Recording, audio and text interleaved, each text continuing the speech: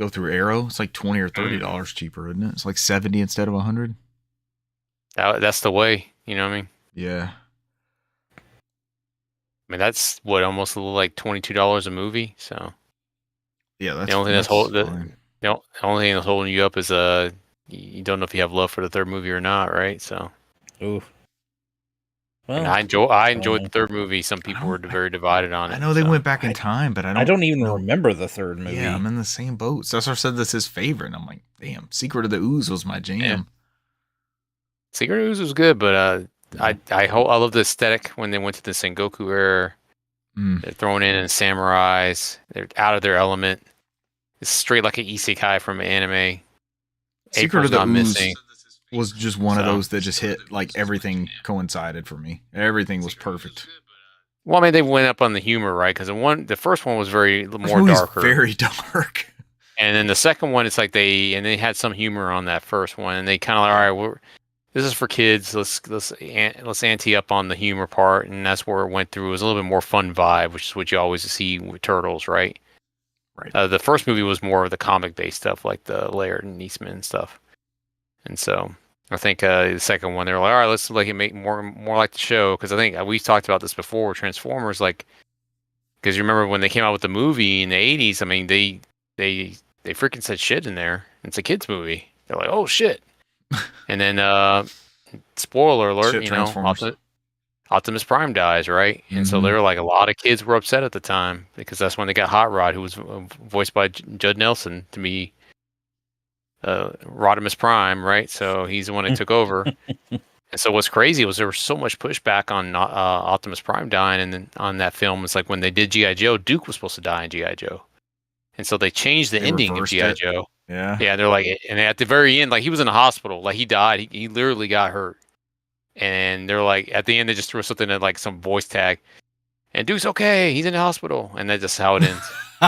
So it's like, it's just a static image. Yeah, it was inferred he was supposed to die. They were like, there's supposed to be like a passing of the torch with both of these franchises from Hasbro, where they were just like, okay, but they're like that. They had so much pushback on that Transformers film when Optimus Prime died, and like he died so violently, man. He just turned straight gray and just hollowed out, and it was dark. Damn. So. Is that why we ended up with like the Green Ranger to the White Ranger? They passed the torch, but it was still the same character essentially. I think it's just how it was in the 80s, right? Because I mean, Secret of Nymph was pretty dark, and you know, there's other you know, children's films that were. They didn't hold back as much in the 80s and 90s, but like you did have a lot of that shit going around where it's like, oh, it's a kids film, and then they're taking their like really, really young kids, like you said, with Transformers and that. I remember the big one being Batman, when the Tim Burton Batmans came out and people were taking their kids to that and like walking out of the movie theater. They're like, it's supposed to be for kids. Dark movie. No, the source material. The source material is, but remember the 80s and early 90s, we got like kids meal toys for like PG-13 and R-rated films anyways. And video games. Yeah. And I had Terminator 2 action figures, man. Mm-hmm.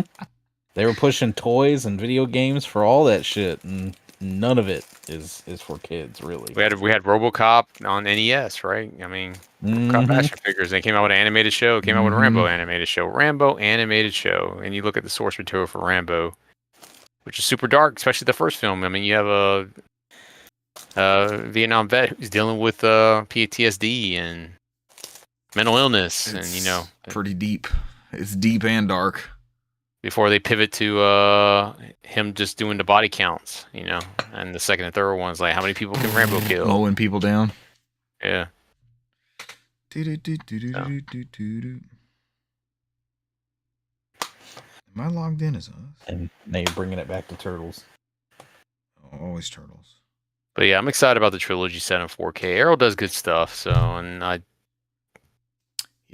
get it at a good price. Am I jumping on the Amazon one? No, I'm not paying $100. But I like the Arrow basic one, not the limited edition, with the basic one for like $65. That yes. And the limited edition is gone. I think the custom art or whatever. I think that shit's gone. But yeah, the $60 one, I'm okay with that. So that's reasonable to me. I was looking today too because all the Sergio Leone, like the Man with No Name trilogy, all those are on sale too. But it's the bad transfers. It's the original pressings of those. Not the VHS box ones I sent you. Not those. Those are the ones to get. The Arrow ones are the ones to get. This other one is like a bastard rendering by. It's just they mistreated the film or something. It's an Italian company. Because I was like, ooh, these are on sale. I'll just get them one at a time whenever I want to. And I was looking at Blu-ray.com. They were like, these are butchered. These are not the ones to get. That's why they're so readily available. I think it was a limited run on that Arrow one. So it's like, yep. I think you just have to hope like another round. Get a reprint at some point. Yeah, I mean, just keep out hope. Because the only problem with that Arrow one is like it's a nice set. It comes with 2 4K Blu-rays and it comes with standard Blu-rays. But the problem is it's European, so the 4K ones are region free, but those Blu-rays are not. So you'll be half that set is going to be locked, unless you did what I did and buy a separate 4K Blu-ray player that is region free. So that way I can watch whatever the fuck I want. So I've also read there's some alternate methods to say unlock the full potential of said already owned 4K Blu-ray player. Yeah, kind of like I did with my drive over here, which I could have it unlocked to do 4K and any region for my computer. Yeah. And even though it's labeled a Blu-ray drive, it plays 4K Blu-rays once you unlock it. So. Oh, that's the one you sent me one time. That was it, an LG one?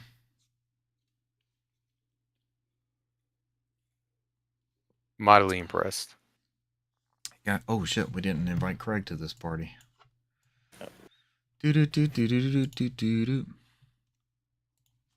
Brent, I had the cassette tape and everything though. The soundtrack. Now recording. Sounds like a Richard move.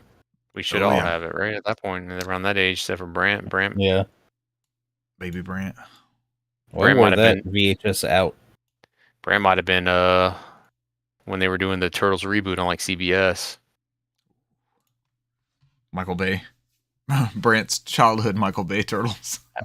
No, like it's like the second animated one. Have you ever watched it? Like we seen the one from the original 80s, and then they came out with like a redone animated one before they went to Nickelodeon on CBS, which like they went to space and they had some interesting storylines.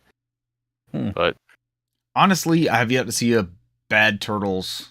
I haven't seen the Michael Bay ones, but I've yet to see like bad Turtles renditions. I don't like the art style of those Michael Bay ones either.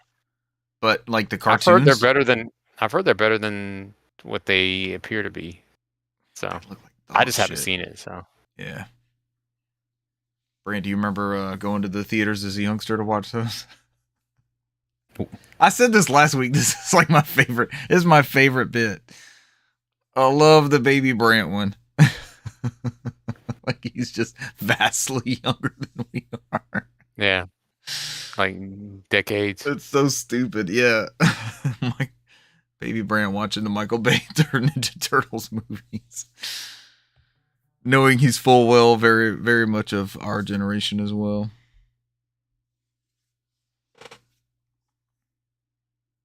Ladies and gentlemen, welcome to episode 362 of the NOFODcast. We are No Outside Food or Drink, the Southeast premier video game and Teenage Mutant Ninja Turtle history and lore podcast.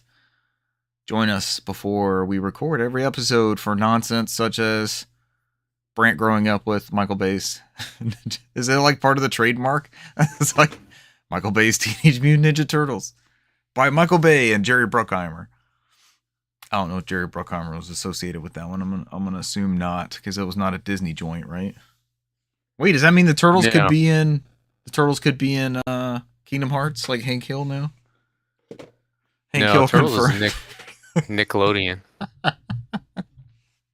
Yeah, Viacom owns the Turtles. Yeah. Okay. But we are gonna see Hank Hill with a Keyblade. But what's crazy is I just read an article that, like, you know, Paramount just got sold to just recently, and so like they're going all in. Like Paramount was like very conservative on what they're spending in, but now they're doing like 2 new Star Trek movies, One with Chris Pine. They're doing a continuation with that one, and with another one continuing that's a that spinoff. series. Yeah. I read that Like too. they're throwing, like they're going all in. Like they're offering an exclusive offer to Duffer Brothers to just do movies for them at Paramount after they're done with the Stranger Things. It's like they're spending a crap ton of money. Oh did they get? they're supposed to be doing some kind of offer with UFC as well. 7.7 billion. That's done. Yeah. Mhm. Is that No the more influx of pay-per-views. cash? It's not Walmart Yeah, Plus no. money. It's Nope. It's no more pay-per-views too. Everything's live on Paramount Plus. So for UFC. yeah. We get Paramount Plus with Walmart Plus. Yep, it's done deal. 7.7 billion. It's leaving ESPN because ESPN lost a lot. This till the end of the year. It starts next year, and then ESPN went out and got the exclusive rights for WWE in the US, and then they merged with the NFL Network. Also, I saw for all $2 that billion. stuff. Yeah, Oh, that's because they lost. Just because they lost the UFC, so like because they're getting ready to launch that ESPN app. So I have alongside ESPN Fox. Plus. There's an ESPN one, then there's one with ESPN and Fox, right? So ESPN and Fox both come out this month, but the bundle does not launch until October 2nd, where you can get both for $30. So they're both direct to consumer. Why? So How is that even a thing? Yeah. So they're both direct to consumer, so you get all the ESPN channels, and Fox, you get all the Fox channels, all the Fox News, weather, local, all that stuff on there on that one, and that's $20 separately. So I think the ESPN one, their ESPN Plus is going away. So you have the full version of ESPN, or you have Select. So everybody who has ESPN Plus gets converted to Select, and there's more money to pay for the full version. So, Ugh, what a disaster. because I think next year Hulu's officially going away next year. Yeah. So they're merging Hulu into Disney Plus, their whole catalog, and they're not doing live TV anymore through Hulu. They made a deal with Fubo TV, which they Disney Brent purchased. shakes his head. This is nonsense. I liked my Hulu. They I liked my Hulu. purchased almost half of Fubo TV, 49% Disney did, and now they're funneling all their live TV subscribers through Fubo. And I'm assuming if you go Fubo TV, you get access to Disney Plus. It's probably the perk. So. We still get Disney Plus from friend of the show Charles since the day it launched. He's like, want your kids to have an account? It's like, all right. We just got Hulu with Kroger, our Kroger Boost program. Cesar, thanks for the heads up on that. We filled up for $2 a gallon the other day. Massive Works, savings. right? Yeah. I've already gotten it out of that like one trip to the gas tank and the kids enjoying Hulu. It's like, all right, this paid for itself in 1 month. And we've That's had why I enjoy 2 deliveries to the house that were flawless. Yeah. It's like, man, this was perfect. That's why I enjoyed it too. So don't forget to, and I'm sure you already are aware of, don't forget to get the 4 times coupons for Fridays. Fridays is the best time to shop because I think since we're Boost members, it's actually 5 times. So if you spend $100, you get 500 points. Yeah. So that's 50 cents off immediately. I got my essential rations on the way home today, so I don't know if that counts towards Boost points or not. As long as you have the coupon active, it doesn't matter. It's whatever you spend that day. So that ain't bad. So that's why I've only filled up gas at Kroger, man. I haven't filled up anywhere else because everyone's like, "Oh, you don't go to Costco and blah blah blah." I was like, "No, man. I always save more money at Kroger. Every time I go there, I'm always like 30 or 40 cents off because I get all my food from there." So yeah, it's pretty drastic. Well, this show is not all about Teenage Mutant Ninja Turtles and TV streaming rights. We have other news to talk about, including Helldivers 2 next possible crossover. Looks like the end is near for last gen. Uh-oh. Mario for kids? Question mark. Has Mario not been for the kids? Right? Mario. like the Wu-Tang Clan? Mario, like Wu-Tang, is for the kids. Another GameCube game on Nintendo Switch Online Plus, and we have your August PlayStation Extra and Premium games. News is light. Thank you, Brant. Thank God. I'm one of your hosts, Richard Bergman, joined tonight by Newsmaster Brant McKee. What's up? Brant, thanks for building this news and giving us a softball. This all looks like we can maybe do it in less than 2 hours. Oh yeah, we can knock it out, hopefully. Potentially. Light week. Light week. We like a light week. Thank you. Yes, says our resident soundboard master and lore master, Cesar Concepcion II. Cesar, welcome. Hello. Yes, we How's always everybody doing? We always appreciate the metal You're slug. good. Thank you. Doing well. It's Friday, man. It's the best. It's the best day. And we're back on Friday night podcast. I think I prefer the Friday night podcast when it works for everybody. Friday night works. Yeah, this is good. And then we just ease into the weekend, and then it's not hanging over anybody's heads the rest of the weekend. I mean, we'll still be down here tomorrow night streaming something, though, right? We're still right back at it. I think the plan is the Battlefield betas. This is the last weekend for free. Yeah, more Battlefield. Mm-hmm. It'd be great if they were like, hey, you get the next weekend free, too. We're going to do some more testing. I'm sure we'll get another beta, right? Oh, yeah. I'm sure they'll sling another one. What will that one be, though? Like, will we have to pre-order the full thing before we get access to that one or something? Hopefully not. Possibility. I hope not. I mean, you need as many eyes on there, right, before that final launch. So... Yeah, because we may or may not have seen some very early testing, which was like unplayable. So the more data you get, I'm assuming going forward, the better product you're going to have at launch. And it seems like this version of Battlefield is going to almost directly compete with Call of Duty 7, right? It's right around the same time. I think they're in the same month, maybe a week apart or even the same day. So yeah, it's going to be interesting. I want to say they had more concurrent players at one time on Steam than Call of Duty had over the past couple of years, I think. Yeah, but Call of Duty, they have not skipped a year, and then when they should have skipped Modern Warfare 3 with that weird open world and flimsy multiplayer. But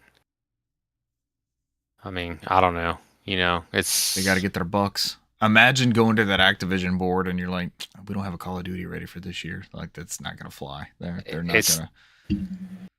You're 100% correct, because I think I don't remember where I saw it, but it might have been DualShockers or something like that, where they talked about in North America only, I think 49% of the gamers buy cosmetics, and like 51% of those games are first-person shooters, and then they had the image of Stan from American Dad on there. They're like, that's why you see stuff like Beavis this. and Butthead. Yeah. It's like, why we're over here, like, why are they doing this? It's like, because people in North America eat it up. So we like our cross licenses, right? Friend of the show, done right. Friend of the show Uno turned me on to sunglasses called knockarounds. Knockarounds. And I was never like a sunglasses person, right? Like just disposable, grab whatever. I loved these sunglasses. I'm like, man, these are awesome. Like, I can go in the ocean with them, whatever. Like, I gave them total hell. They never scratched up. They were just quality sunglasses. And then I started seeing, like, there's a Ghostbusters one, and there's a Jurassic Park one, and there's Atlanta Braves knockarounds. I'm like, they're in this licensing game. That's the whole thing. They weed some product that you end up liking that's probably $3 product, and they charge the whole thing's like Gooders. My brother's a big fan. Friend of the show, Mark's Knight, is a big fan of the Goodr sunglasses. But they did the same thing, right? They're inexpensive quality sunglasses. They're still $3-4 to make, and they'll charge you $30 or $40 for them, and slap a Disney logo on the side, and all of a sudden your Kingdom Hearts ones are $50, or your Aladdin reboot ones are premium, and there's sellouts and FOMO just like everything else. I gotta have this particular one, but there's only a certain amount of them. We like our crossovers and our licenses. Like, there's FOMO with these battle passes. If you don't finish this up, we gave you Beavis to start the season, but you'll never finish it in time to get Butthead unless you pay $10 on that. Right? That's the whole thing. Let's get into this news. I would argue this has been a consumer friendly live service game over the past year and a half now. Came out in February last year, I think. It was on all of our games of the year list for last year. This news comes from Chris Scullion at VGC VideoGamesChronicle.com. New Helldivers 2 Xbox trailer seemingly teases a Halo crossover. Forgot that was like the Xbox part was news a month ago, 2 months ago. Yeah. So there's a trailer out now, and if you watch all the way to the very end, as Chris Scullion points out, quote, a single helipod lands in the background while saxophone music plays. While this appears to be an arbitrary scene, the saxophone music has been taken from the Halo ODST soundtrack. The implication then is that a Halo crossover is planned for Helldivers 2 to celebrate the game's release on Xbox consoles. I think, it's also down here in the news, but Cesar sent us a meme earlier this week. Should this be the case, it wouldn't be the first time this has happened. Master Chief is a playable character in Fortnite, appearing in all versions of the game, including PlayStation consoles. It also wouldn't be the first crossover in Helldivers 2, which featured a crossover event with PlayStation IP Killzone last year. So I think Cesar's meme was something along the lines of Helldivers has a Killzone and a Halo crossover. It's like the only IP to have this.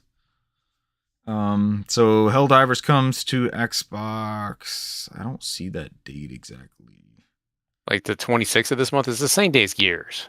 Oh yeah, it is August 26th, same as Gears. Yeah. Which I went ahead and very, very purchased soon. that physical copy of Gears for PlayStation. As did I. I have to own that. Something in me has to own that copy.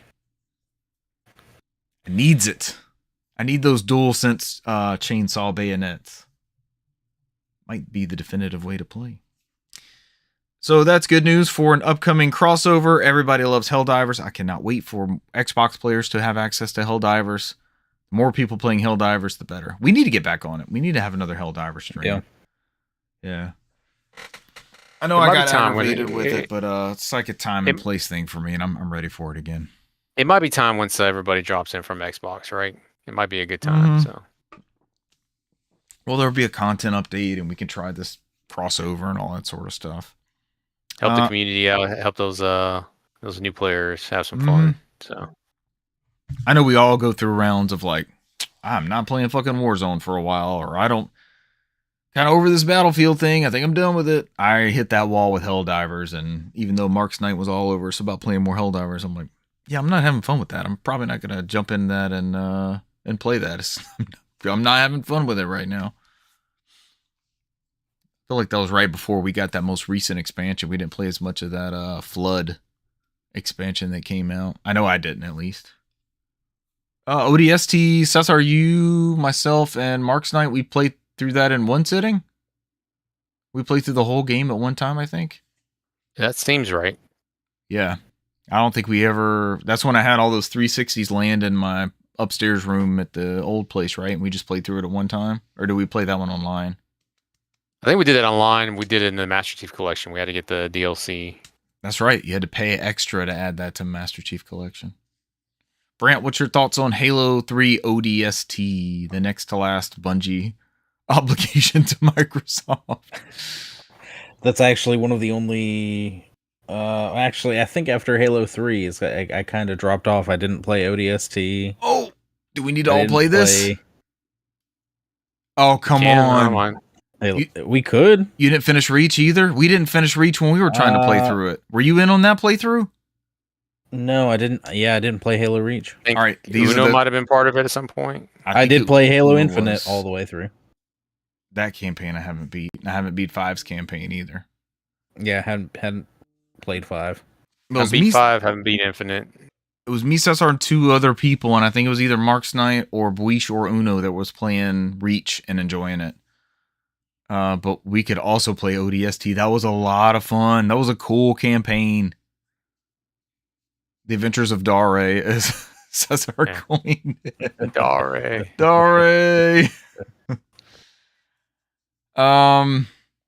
That's one successful crossover coming up. Get ready to leave your Xbox Ones and PlayStation 4s behind if you play PlayerUnknown's Battlegrounds. According to Saurmano Gamatsu.com, PUBG for PS4 and Xbox One to end service on November 13th alongside PS5 and Xbox Series launch. Existing account data and purchased items will carry over. So they're going to end support for all PS4 and Xbox One versions. And a native version for PS5 and Xbox Series consoles will release on November 13th.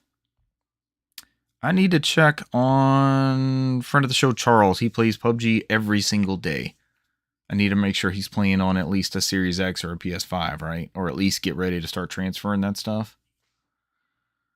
It weighs heavily on us. There's a bunch of quotes in here about ending that support and what it looks like and how long they've been going. Famously, that was like my most played Xbox One X game. That was the best. I think when it came out, I had a 1S, and it was a digital only. I bought a cardboard box. I bought a game key card. I bought a cardboard box from Best Buy with a code in the box for PUBG. on the Xbox One.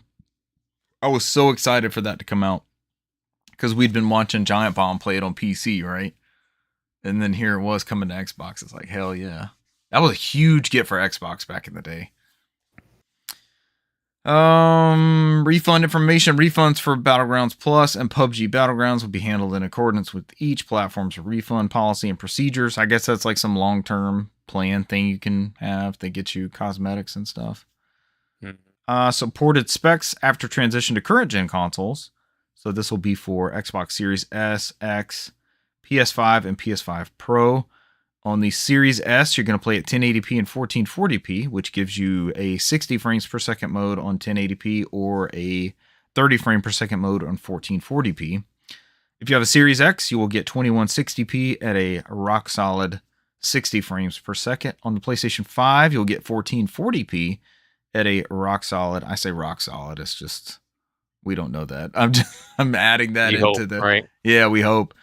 At a goal for 60 frames per second at 1440p for PS5, and for PS5 Pro 2160p at 69 frames per second. I think that's error because I think the website lists that as also 60 frames per second. An added 9 frames on the PlayStation 5 Pro.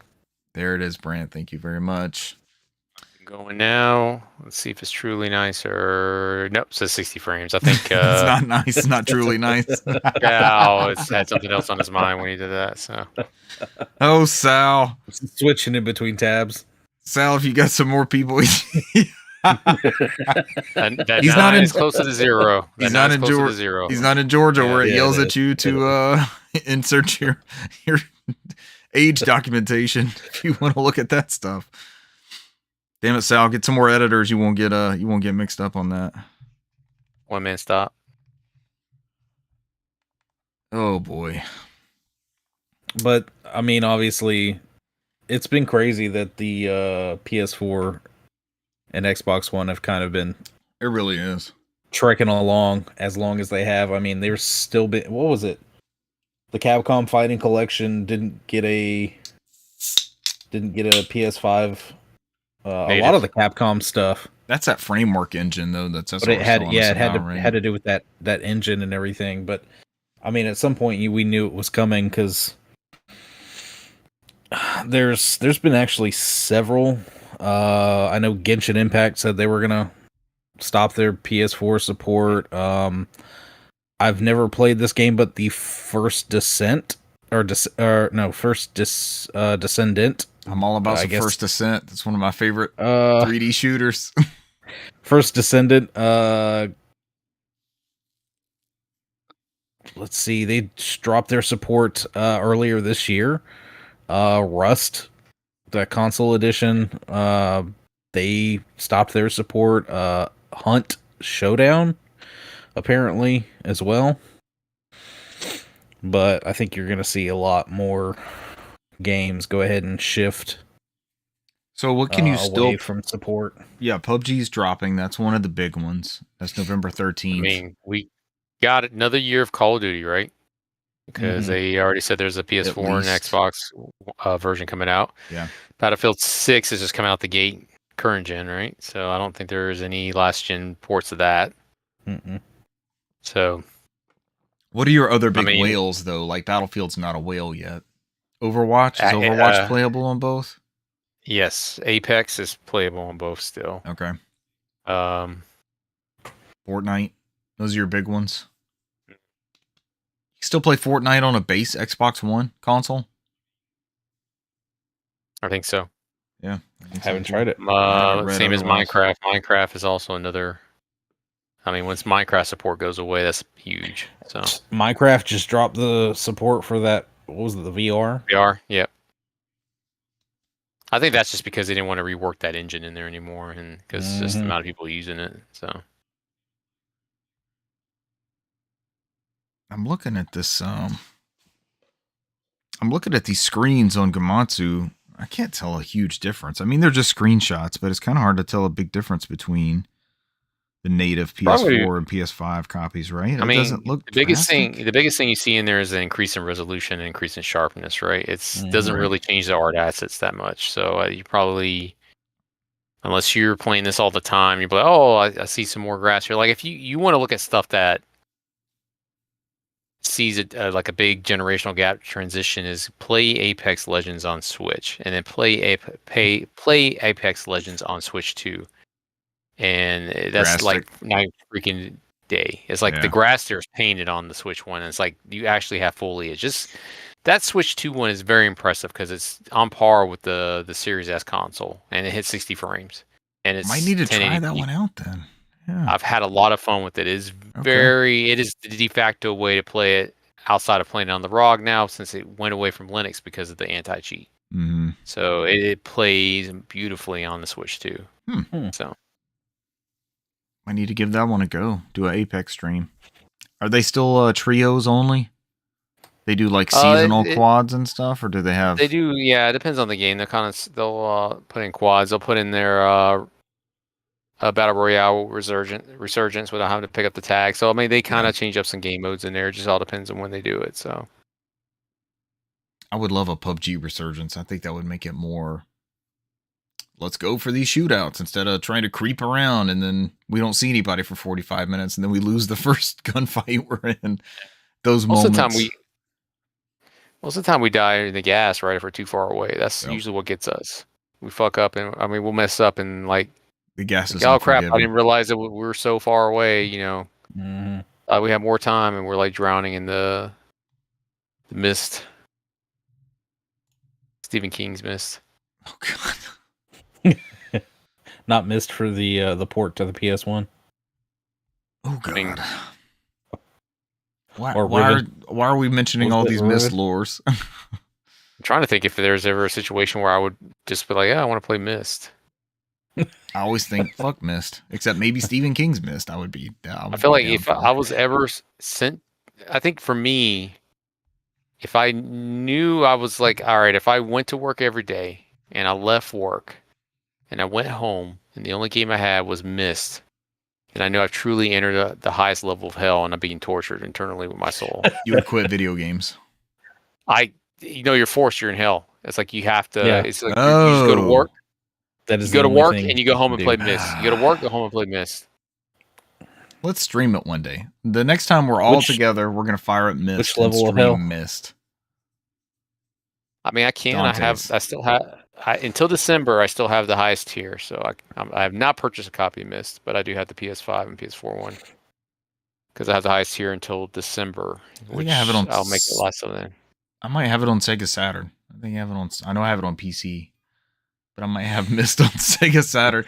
Brant just grimaces. I see it all. It's written all over his face. It's Mist like, on Sega Saturn. That's how you want to do it. So if you want to do the Jaguar tank control CD. setup to get it streaming, or I can just hit the broadcast button. So however y'all want to do it. Okay. Fucking Mist. At least have a guide. I mean, would we give up? Look at the guide for Mist. I think what would surprise me would be like whenever we look and see those videos on Threads or Instagram or whatever, where somebody's so good on that Battletoads level with the vehicle. Like blindfolded, right? Did I send you that? Did I send everybody that video? He's fucking blindfolded. And I fear one day I'm like somebody's gonna be like muscle memory playing through Mist and like just going through it so fast. And I'm like, I never thought you existed. I've never seen anybody brag about it. So I was like, I feel like one day it's gonna happen, and I'm like, I don't know how my brain will process it. I don't know. Muscle memory. I've never seen a Mist. I've never seen a Mist speed run. Nobody cares. See, nobody cares. Nobody cares. It's like a M cubed, man. We'll just call it M cubed. That's what his username should be. Muscle memory Mist. Brent, that's because when they do that, it's called Awesome Games Done Quick, and that game sucks shit, and they don't have a games that suck shit done quick. So they don't have a way. Terrible games done quick. Literally, they boot it up and then they just turn it off. Hey, we're done. Hey, everybody applauds like, yes, that's the best playing of Mist we've ever seen. So yeah, Richards would be like terrible games done slowly. That's pure torture. So oh, just torture. Oh, On today's they episode of physically Miss. slow the hardware down. Tonight's On episode. today's episode of Miss, day 42, we are going to traverse into Previously, this- previously on Mist. No, and it's like a 45-minute montage of like the previous 44 days. It's I'd not rather condensed. actually. It's not condensed in any capacity. No. You just watch all the previous episodes at one time. Yeah.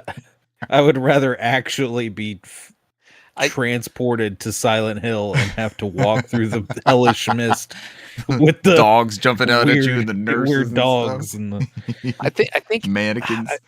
it's just so crazy. They keep somebody enjoys them, right? They keep making. There's like 5 versions of Mist, right? There's 5 sequels, right? It's like And that studio's still around. Like they made all the remakes and They're- stuff. They made the they're VR remaking version. it now. They're remaking it now. Yeah, it's like I don't. somebody I, right now is really upset. How can I y'all need- dog Mist like this? I need a secret level documentary about who's purchasing all these copies of Mist. Who is buying this?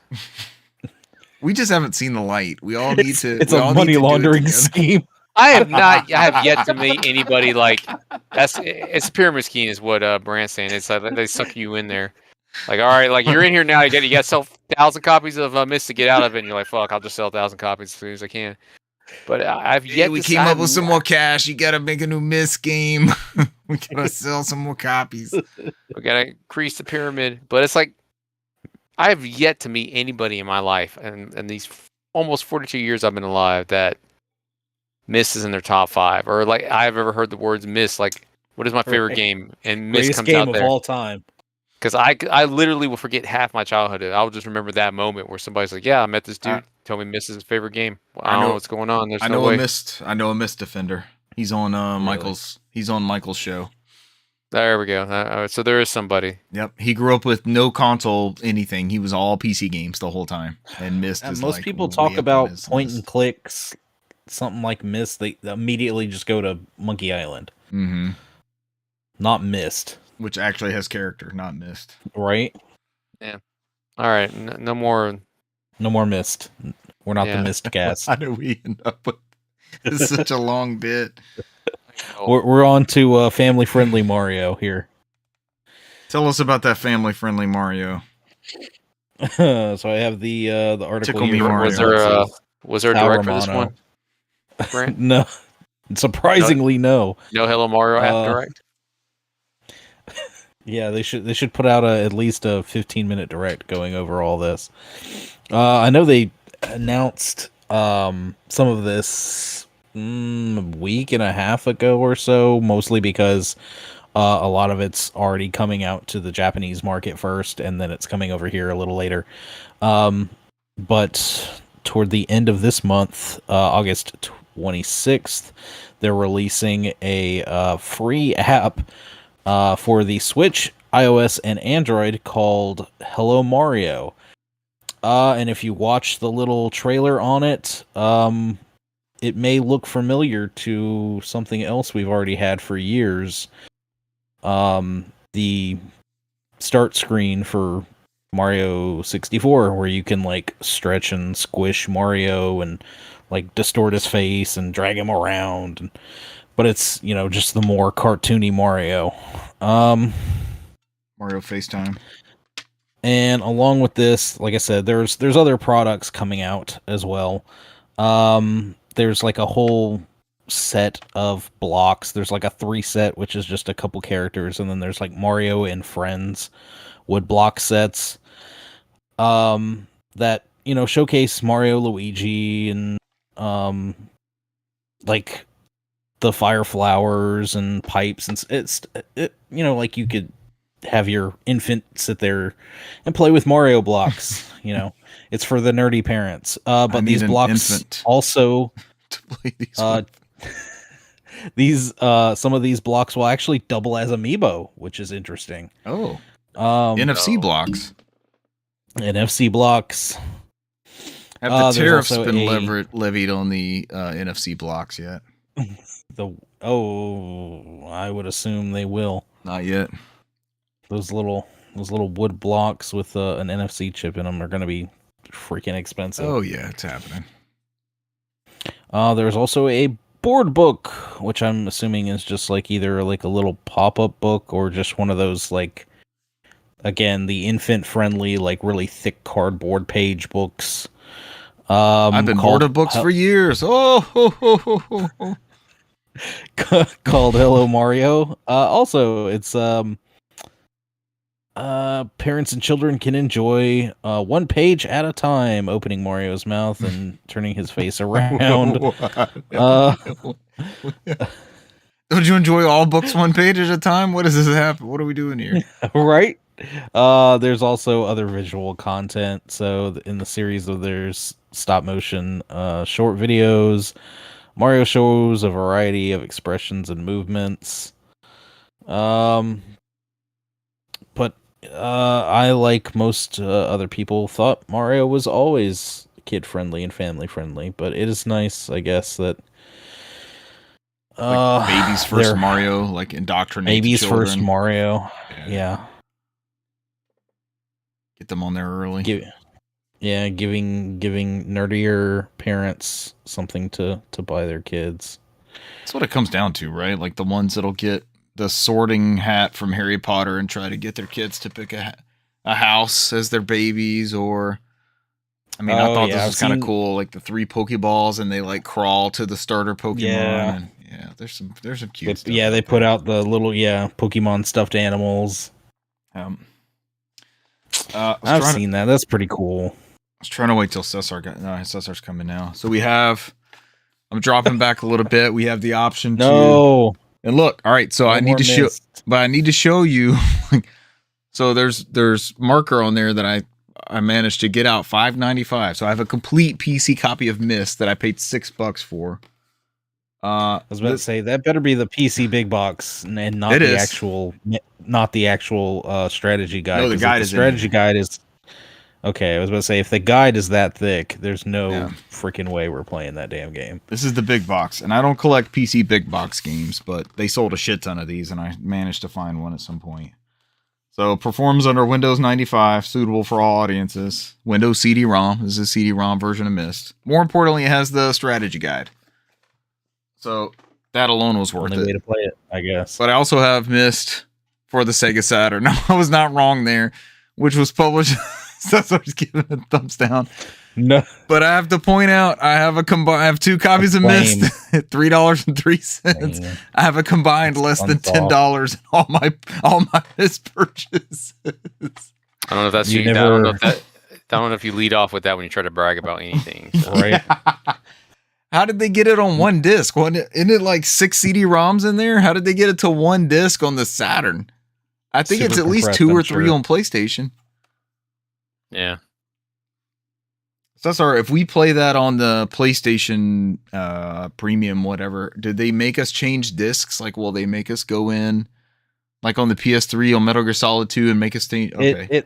It doesn't make you change it. It literally just like pops up the screen that would normally pop up when it's time to change discs, and it might say it for a second or 2, and then immediately just starts loading into the next thing. There's you don't have to do anything. It's not like the PS3 where you literally have to go in there and select change to disc 2. Or, so it just does it for you. Yeah, you probably encountered that with Legend of Dragoon. Yeah. All right, next up, Chibi Robo is the next GameCube title coming to Switch 2's Nintendo Classics library. This comes from Chris Collion of VGC.com. This will be out August 21st. It'll be the 5th GameCube game to arrive on the service. Yay.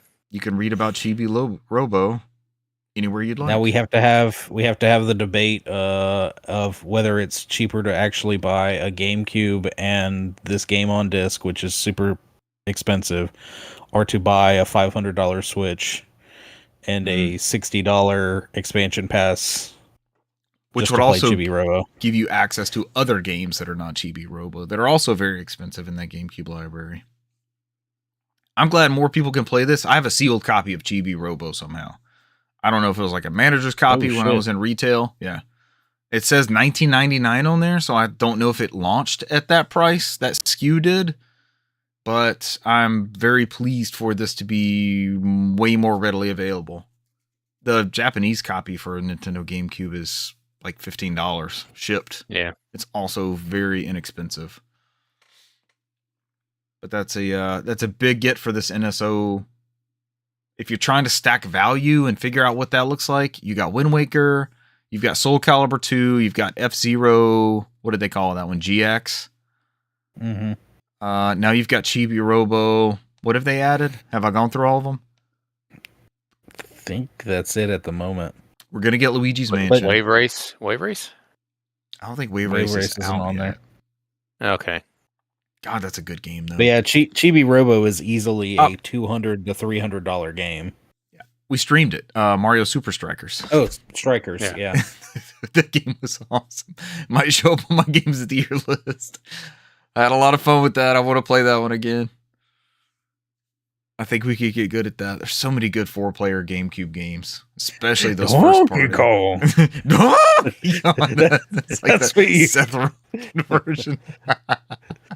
He was so crazy. I heard that go off, and then I saw Brand's reaction on the game chat where he's like, "What the fuck just happened?"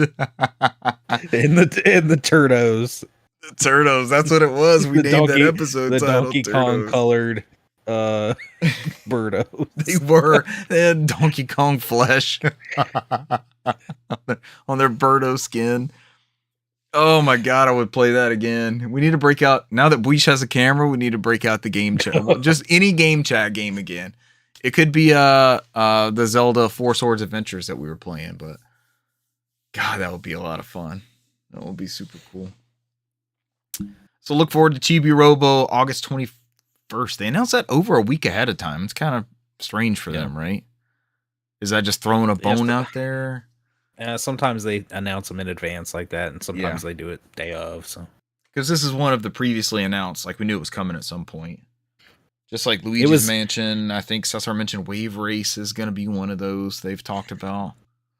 Pokemon, was it Gale of Darkness, or it was all in that, and like Coliseum. It wasn't a Coliseum. that like sizzle reel kind of just well, it was a scroll of games they put up there for 5 seconds. Yeah. It's been about one a month. I mean, that's cool. I mean, yeah, maybe not maybe a small group of people like, oh, I'm finally buying Chibi Robo on GameCube, and they give them a chance to maybe go other avenues. Let that price drop a little bit now, since it's going to be a little bit more readily accessible. So not much, but it'll probably drop a little bit. So yeah, I was about to say, don't expect a huge drop in it. Nope. Donkey Kong. Oh, last but not least in news, PlayStation Plus game catalog for August. Mortal Kombat 1, Marvel Spider-Man, Sword of the Sea, EDF 6, and more. This comes from Adam Michel, Director, Game Services of Content. Nintendo. Sony Interactive Entertainment. Sony PlayStation Plus Extra and Premium game catalog titles include Mortal Kombat 1 for PS5. Was that a PS5 only title? It was next gen only, right? It was for Series, PS5, and PC. I think they came out with a Switch version like they did on 11, which is hilariously off-putting. Yeah, just like the N64 version of something. Like it's one of those ones, like if you wanted to own a bad version of a game just for just laughs, that's the one to get, right? Yeah. So it's like, it's not gonna be, you're not gonna be playing competitive Mortal Kombat 1. It's like this one, like, hey, it's like that time when you're like you always mention, Richard, where you're like, oh yeah, you get these weird offshoots when you're kids. It's like that one where like, all right, Mortal Kombat 1's on sale for $10. I bought it for you on Switch, and you're like, oh, but we have a PS5. It's like, yeah, and then you're just spending the next 6 months with your family members playing the crap out of it, and you're just like, this game is it looks so bad, but it's it's not that bad. You come to adore it, You wanted to play Sonic. I got you a Tiger.com electronics handheld of Sonic. This is what you wanted, right? No, this isn't the same thing. We know full well. Some people are like, oh, we waited too long to buy this thing. Let's just get the next closest thing to it and just pretend like, yeah, this is what you wanted, right? Right. Just squint and pretend that there's Vaseline all over the screen. Be happy you got something at all. There's kids out there who don't get shit. I could take this back. No, it's fine. Mortal Kombat 1 for PS5. You're going to get Spider-Man Remastered for PS5 and PS4. There's a asterisk there. Marvel Spider-Man Remastered will be available to PS5 players, and Marvel Spider-Man Game of the Year Edition available to PS4 players to download. Yeah. In relevant markets, PS4 players can stream Marvel's Spider-Man, the base game. Also coming out is Sword of the Sea for PS5 from the visionary artist behind Abzu, The Pathless, and Journey. I think this is a day and date, right? This is a new game. This is a new game. Yeah, I was Yep. looking at the screenshot like, wait a minute. Because this is like, it looks like Journey. Remember where they're sliding in the sands? So I think this is pretty cool. Yeah, this is a day and date. So Yeah, this looks good. What's this? it doesn't This- happen often in PlayStation Plus. So we got Is to it- enjoy it when we do get them. That game company? It's the visionary artist from there. So I think Yeah. it's their own company. So that's why the aesthetic looks the same art wise. Sword of the Sea. So when Sony, you bring up a good point, because when Sony has done these day and date releases like this, they're pretty good quality AA games, you would say. Yeah, Like, or indie base. Mhm. Yeah. What was it? Bridge of Spirits. What was the main? I think the last big Title of one that? was Bridges. Kenna. I don't remember the name of it. Kenna, That's yeah. it. Yeah. The last big one was probably Animal Well, right? Mm-hmm.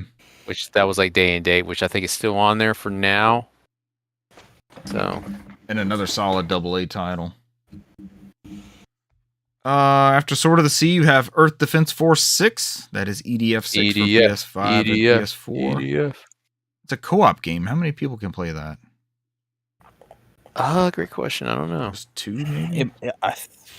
I want to say it's about 4. It Oh, could God, be that's- more, honestly. Oh, Let's we're not put playing stuff out in the EDF? universe. Gonna play EDF? I'm looking for y'all. It's Just got a keep going. I'm Helldivers looking. vibe many years before Helldivers. It just says online co-op, whatever the hell that means. That still doesn't explain nothing to me.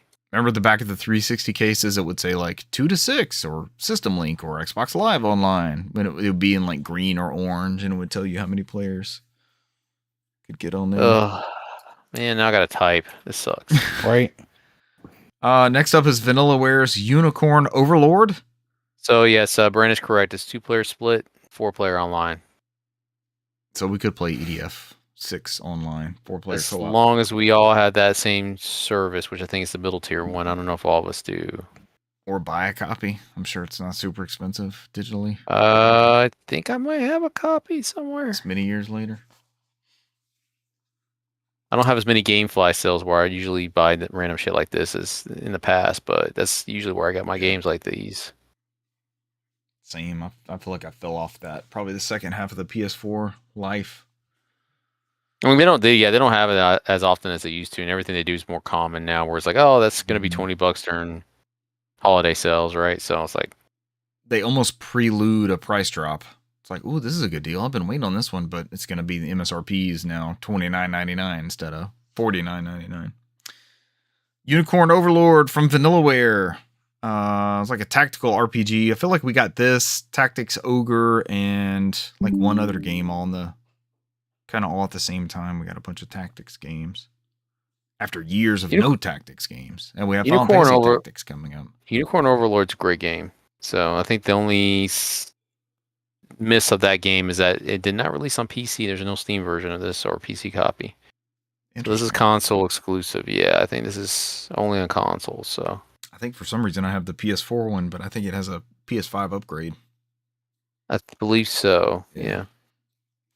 Yeah. Atelier Ryza 3, Alchemist of the End, and The Secret Key for PS5 and PS4.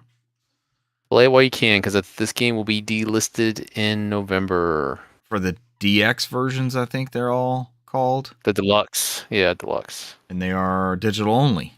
There's not going to be physical copies of this. They DX are games, right? physical from VGP. If you import the Japanese one, there's English on the disc. And also on the Okay. Switch One cartridge. Yes, which you can pre-order now. I think it's $112 for all 3. That's not bad at all. It's a pretty good deal for those. Oh yeah, It's- that's all and things it's considered. very, very readily available to pre-order. So it's like I think VGP has it, Play Asia, PMP, like they're all doing pre-orders right now. So Cool. I it's thought I had pretty read it easy was to get. digital only, so I'm very happy those are Oh, getting digital in physical the copies. US. So they're importing the Japanese ones. So If you give us a Japanese and way to English on disc. if you give us Yeah. a way to play in English, that'll be the majority of our audience can also The enjoy the that. only one that was weird was when they announced the Switch one. They said Switch was getting physical in Japan only, digital here, but they said that the physical in Japan was going to be English only, and then when they just did the pre-orders, physical it was going to be Japanese only. I got it mixed up. But now when they just did the pre-orders, apparently English is confirmed on the Switch cartridge. There is no Switch Nice. 2 cartridge in any region, so that is download only. So no path to victory also. So maybe you have PS5 is buy the way that to go digital. on those future proofing wise. I think that's the one everybody seems to be going for. Yeah. Yeah. So Next up, Indica. This was a big indie hit a couple of years ago. Harold Halibut for the PS5. Indica is also for PS5. Coral Harold Halibut is Island. also another big indie hit that Harold was on Halibut Game Pass earlier this year. Yeah. I've never heard of that. We So- read about it on the show. It's the art style is very unique. They spent a lot of time making this game. It looks like a Gumby character. So it's all claymation. The whole game, the whole engine. So Coral Island is coming to PS5, and then your PlayStation Plus premium titles are Resident Evil 2 and Resident Evil 3 Nemesis. The PlayStation 1 versions of those titles, not the remakes. So this is parody for the Remade. games that came out on GOG, right? And then Resident Evil Yeah. 3 Nemesis, as Richard has alluded to, Resident Evil 3 on current gen consoles and last gen, it's completely different from Resident Evil 3 Nemesis. Completely different game. It's been reworked. It doesn't have the same, as Brant would always joke about, the same bones. So this is a This is the cool way of getting true this out there to play the or original one, Yeah, original which was like a vision. DLC before DLC came out. Because remember, this was kind of like, they were gonna tack this on Resident Evil 2, and it just got too big, and then they spun it off to this. So It's an expansion pass. It's the Tears of the Kingdom of the Resident Yeah. Evil verse. Oh, is that our news for the week? no, I think the proper joke would be the joke that Gersman always says. It's the Majora's Mask. Majora's where it's just Mask. a ROM, it's a ROM hack of Ocarina of Time. I listened to that bit the other day on YouTube again where he's ranting about Majora's Mask and Dan Reichert's arguing that it's the greatest Zelda ever. Hey, I'm with Dan on that one. It's one of my Have to agree. top on there. Yeah. No, it's a ROM hack. I mean, you and your brother are on the opposite end of the spectrum because it's like me Yeah. and Brent can agree. Me and Brent agree. Tears of the Kingdom is the best out of all of them. So that's the current gen one for me. So I want to give that maybe Switch Brant, to I Tears don't of the know. Kingdom another shot. I don't know if Brant Tears can of the confirm or Kingdom, deny, but Tears of the awesome. Kingdom is fantastic. Breath of the Wild, I wanted to chuck it in the toilet and flush it at certain points because it was so boring. It's my But- favorite game ever. Love that game. Way better than Tears of the Kingdom. Y'all just like building shit. Building shit sucks. I mean, the building stuff is okay, but that's tell you, it's game's really bigger. the story. Story's amazing. And no I matter never where got you to go, a good in. story, and that's I If know you- that's if my you hang got- up. I never got to the good story. Yeah, if part. you It's got not even into that. the story, oh my gosh. it's not even that story. The main story is fantastic. Everywhere I go, every NPC I talk to has some interaction with Zelda and Mhm. Link. And it goes off in this whole bit, like your whole thing that you complain about The Witcher. Like every time you walk into a town, it's some kind of sub-event, sub-story. Mhm. That's the part you're missing. It's not a boring slog where I'm just farting on a horse for 45 hours with one piano key playing. So I don't think I got far enough to meet those characters then. That was it's probably my barrier of entry. Is that it for news? Are we done? Games played. We all played the Battlefield 6 open beta last weekend. What'd you guys think? Very different than what we're normally used to. We've got to get. What do you gotta mean, get Brant? back We lose used a lot. Got to get back used to how Battlefield is. Yeah. And we have the one map where literally like everybody was sniping. It was like playing Halo snipers and you didn't have a sniper rifle. I mean, Everybody else to did. be fair, there was confirmed a lot of people were cheating. Really? There was a lot of cheaters that come through. Yeah, I was looking online. How are they already cheating? 330,000 or something like that. Cheaters? Yeah, That yeah. What are we they had to doing block 'em. wrong? How are that many people cheating already? Well, I mean, because you remember we it's like me and Brent were smart. We were big brain when we were doing the Gears of War beta because we turned off crossplay for PC. It was not an option for this game, so people were already hacking in there. So I think they're trying to resolve that issue with the BIOS settings where you have to turn on trusted platform TPM and all that stuff on there that everybody's going towards because I think Call of Duty just talked about it recently where you have to enable TPM to play Call of Duty 7. So like you can't play without it, and that's their combat to stop cheating. That keeps you from side loading cheats. Yeah, because I think there's something similar. I don't quote me if I'm wrong, but there's something sort of similar for Battlefield 6. Is not trusted module platform. It's not TPM. Trusted platform module. It's not TPM. It's something else. I think it's secure boot. You have to have secure boot turned on. Which I don't know if you have to have TPM 2.0 enable. I think you have to have TPM 2.0 enable for Call of Duty. Is a weird mix. So we ended up getting sniped nonstop, especially on that one map. So Cesar and I were able to play the tech test or whatever they call that thing a couple weeks ago. There was a really good Cairo map, and I don't think we ever had that one last weekend the whole time. Mm-mm. The urban warfare, like all the good battles in the buildings and things like that. We were just... I think even friend of the show, Buish, said, here's where I'm just running to the next spot. He's like, that's what I'm doing in Battlefield, and he spawned, and he's just trying to catch up and head to our location, right? We did have, going back to Brant's things with the Battlefield bones, we did have a really good moment where we were trying to push for an objective, and it was that push-pull of trying to take over one specific area, and that had that Battlefield moment, right, where we were at an advantage, then we dropped back, and then we rallied again and pushed them back, and we started to turn the tide of that one. I've yet to win a Battlefield. I've yet to win a Battlefield 6 round, but that one we were starting to turn the tide. And again, this is not just like 4v4. So this is not me and Brand and Cesar and Buish against 4 other people trying to make this work. So this was it 32? Is it 32 v32? Like 64 total? 8 squads of 4 spawning all across the different spawn points. Or it was 16 versus 16. I can't remember what the capacity was on this one. But they're opening up more modes I saw for tomorrow. As of this recording, they're opening up more modes, more maps. So hopefully we can play and do a little bit more of that variation. I also had a weird thing where I was the party leader and like I didn't load into the game with you guys. Y'all would be playing and then you're missing me on your squad. And then another round to load in. Yeah, another round after that, you didn't have me and Buish. And it's like, we're in the lobby. What the hell are you guys talking about? And I'll glance down at my phone. I'm keeping up with our stream. Cesar's streaming for us. And you guys are in the game. Like, you're picking out your characters and your class. And I'm like, what the fuck? What are we supposed to do? So there's some matchmaking issues, I think, even within the party and the lobby there. And I would say maybe, like, we were all playing on PlayStation and Buish was on Xbox. I would say maybe it's like a console parity thing. But, like, I was on PlayStation with you guys. And then Buish got dropped. He's on Xbox. But I got dropped the same round. And I'm on PlayStation with y'all. So it's not some weird server crosstalk there. But I think before that match where we had the real good Battlefield moment, I think we were starting to wane thin on it a little bit. And then that, like, actually succeeding in doing that and pushing that line kind of made us think, hey, this is actually pretty good. I'm enjoying this part.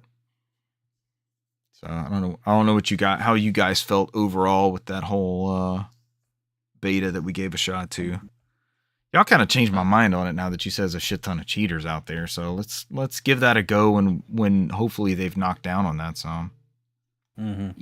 Yeah, because I remember when we went into the settings, they didn't give you option for crossplay to turn it off, right? It's enabled because it's part of the beta. That's what they're trying to, test. We couldn't turn it off, right? I feel like we all looked at that in the options. It was grayed out. It was like stuck. You had to have it. Yeah. So hopefully they'll address that. So I think I don't think they've ever came out and confirmed it. but somebody have mentioned that there was a percentage of that people doing hacks in there. So, because I guess some people were posting videos of proof on there. Outside of that, I would see the hitboxes, like somebody running around. You just see the whole hitbox around them, right? Yeah. Outside of that, I mean, I don't. We played it all of us together. Played a good bit of like FPS. This is our comfort food, right? So I think this one, as you alluded to, Richard, I think there were some points in there, like the one where we're just getting sniped all the time, which I felt like, man, I never had a shot. Now, even if I try to get a sniper and like retaliate, I just like they would always find me. And and there's some rounds like that. I think that the last one or second to last one where we're back and forth, which like, all right, I'm starting to have fun now. Like, all right, this is awesome. Yeah, So, but to your credit, I don't know. I mean, I need to see more. I mean, I'm not the biggest Warzone fan like we used to, because Warzone's not the same as it used to be. But I would be interested to see if they have like a battle royale mode or something to that strengths to see if that pulls me in, where it kind of does an even playing field, where you don't have this weird wonkiness where people are like lined up on sides or tied up to classes. So just another type of mode, right? Like if we're doing a beta like this, I don't mind getting funneled into whatever they want us to test. But if it's you're talking about value proposition at that point. Yeah. Like we only want to pop in. We don't want to go up against a billion snipers. We want to be in an urban map where we're doing these push pull points of like our type of strategy, like we would do with PUBG or something. And then we want to be able to pick those modes. The barrier of entry is like you have to pay for this, right? I mean, right. Mm-hmm. I mean, we have Warzone, which is not. I mean, we have Apex, which is not. But that's just something that doesn't fill all our needs.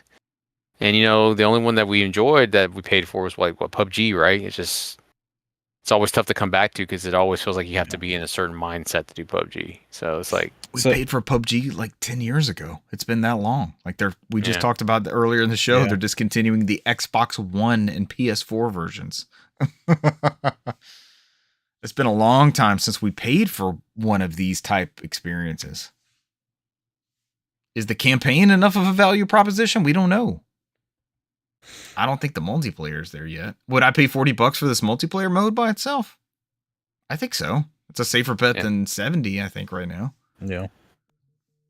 I did pull up the article this from VGC here, where according to the developer, the game's Javelin anti-cheat system prevented 330,000 attempts to cheat or tamper with anti-cheat controls. On top of this, players reported a further 44,000 instances of potential cheaters on August 7th, with at least a further 60,000 on August 8th. And August 8th was the first day that it went up, right? That was the early access one. Battlefield 6 requires a secure boot to be enabled and blocks the anti-cheat software. What is the goal? What is the goal of these people cheating on this stuff? What are they gaining from I'm sure just move up their level? Just to be good, just to tick people off. And it's like I told y'all before, right? My co-worker's pastor was talking about buying that device. I told Richard when we were on vacation. Mm-hmm. Buying that controller adapter so it can even the playing field that plays macros on Warzone on PS5. So you develop cheating to combat the cheaters, essentially. It's like a hacker. You hack stuff to tell people to fix the loopholes. You sell yourself. Like, oh, look, I found a exploit here. Pay me blank, and I'll tell you how to fix said exploit. Buy this $200 device where the macro's running, so you can jump up and down super fast and Warzone, and people on the other end is like, I don't get it. I was like, the guy can't stand still for me to shoot. So it was fun. I'm glad we've got 2 weekends. I want to give it another go tomorrow before I decide if I'm plopping down. Because leaving that initial tech test, I was like, man, I'm in for 80. I'll put my money right down immediately. But if it's going to be rife with cheaters and we get these crazy modes like this, I'm like, unless it has a killer single player that's meaty. Yeah. That Co-op campaign. If the 4 of us Mhm. can play through it over like 3 or 4 Saturdays, that's a value to me too. I mean, the cheapest way Yep. for all of us to get it would be, I think, since all of us are Game Pass Ultimate subscribers, I think EA Play is part of that Mhm. subscription, so you get 10% off on the Xbox digital version. So I didn't it'll know be of. like 63 instead of 69. So I didn't notice a big DualSense difference. Like it didn't feel like it controlled. I got more yeah, I didn't feel intuitive any. haptics or anything. I didn't feel anything there. That's what I said. That might be the way to go. Save the 10%. Xbox version, just about. That's what I haven't invested any money, to get that 10% off. So helpful. Yeah. I dipped back into the Oblivion remaster that I'm playing through Game Pass for PC on the ROG Ally. Saw. Don't want to interrupt you, but you No, saw go. that the PlayAsia listed the physical copy for Oblivion for pre-order now for PS5. I'm in. I will support this. I'm in. Yeah. Heck yeah. It just went up today. Yeah, I believe. I would love to transfer my save, but get pretty much play this anytime. And I have started up multiple playthroughs the past almost 20 years now. God, that game's almost 20 years old. 2006. It was one of the first big 360 games. You had that in the spring and Gears of War in the fall. Those were the heavy hitters early on. It is a multi-language deluxe edition Asia version for $51.99. That's the deluxe edition. Sold. Yeah. Sold. Yep, comes with Sold. comes in languages English, simplified Chinese, English, and Japanese. So Yeah, I'm in on that. October 14th, that's your release date for that. So look forward to it. Please look forward to this. The point I got to, I spoke about this a couple weeks ago. I know at this point, but I collected all the Mystic Dawn books, and they're ready to like bring me into their cult, right? So I figured out what their secret hiding place is, and you go to get initiated into their cult, so you could figure out where the book is and figure out where the Amulet of Kings is. Go ahead. So you said Mr. Doms. I was like, whoa, what game Close. we're talking about? Mystic Doms. Dom. But it's a cult of people who are bringing back Oblivion. They want to bring back Manus Dagon, I think his name is, who is like the dark prince of Oblivion, which is like a hellscape. I've talked about this over a couple episodes. But as soon as you go in this initiation thing, so I'm always a stealthy archer. So I killed this first guy that's in the cave, but you're there to be initiated. So it was an immediate fail state. It was like shooting Ocelot in Metal Gear Solid 3 Snake Eater. Spoilers if you're about to play Paradox. Snake Eater. Yeah, it's like, you've been detected. The mission's over. You failed. You weren't able to get inside the Mystic Dawn. The whole mission is to like infiltrate this group, and here I am like sneaking around from the shadows trying to snipe these people out. So it's weird because you just walk up to them and you're like, "Hey, I'm here," and you answer the little default question they give you because you've read the books, you figured out where to go, when to get there, so they know you've done the research to be ready to join the Brotherhood, as it were. And then that first guy introduces you to somebody else. He like leads you down the caves. And this guy says, in order to go through the initiation, you have to empty your inventory. Like, I need all your stuff. You can't have your things. And I know some shit is about to break loose because if you've listened to the show over the past 7 years, I will talk about Skyrim and I'll talk about the Thalmor Embassy. And this is a very similar mission type in which you have to surrender all of your items, and then you'll get to some point in the mission and all hell will break loose and you don't have jack shit that you're used to. So I start playing, I give him all my stuff, and then I start putting the pieces together. Like, they're going to lead me all the way in here. They're going to ask me to do something crazy, and then they're going to fuck me over without having all of my shit. I was like, there's got to be a way around this. So all the guy does is say, so he asks you for your inventory, and you either give it to him or you say you won't do it. So if you say you won't do it, he's like, well, come back when you're ready. And then if you give it to him, he takes all your shit, and then all the stuff's in his inventory. So this is an Elder Scrolls game. You could kill him right off the rip and then tear through the rest of the dungeon trying to kill everybody without getting the story bits and all that. Or, and I thought of this and it actually fucking worked, I went like behind where this guy was and I put all my stuff on the ground. So I went through my inventory and dropped everything. All my bows, all my daggers, all my arrows, all my potions, all my shields, all my clothes. I was just like a default character, and all my shit's on the ground right there. And I went to him, and he's like, "Are you ready to surrender your inventory?" And I'm like, "Sure." So I hit yes, and I gave him what was in my inventory, which was nothing. And then he turns around to lead me back to the initiation, and I turned around and went back and picked up all my shit. Just rounded up all my stuff again. Mark, And it never detected like that was that I had done any sort of exchange there. So yeah, you get down in there and you see the guy. He's got the Amulet of Kings, which all the kings have. Like they're the Dragonborn that's in Skyrim. A lot of that lore was established like before this game, but the Amulet of Kings is always worn by a Dragonborn who is the Emperor. Right now, there's no Emperor because he was assassinated in the very beginning of Oblivion. But they ask you to like assassinate this character that's in the dungeon. They just ask you to kill this character that's in the dungeon. And I refused. And so when you refuse, that's when they all come after you. So it's like a survival thing. And I had all my shit. So I did just fine. yes. And there's going to be a payoff later with that character because he survived too, I think.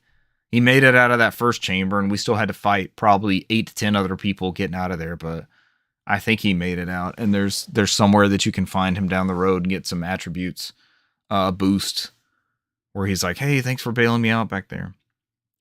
But I finished that part. I've got the Amulet of Kings, and I'm going back to Waynun Priory to talk to Martin and show him that.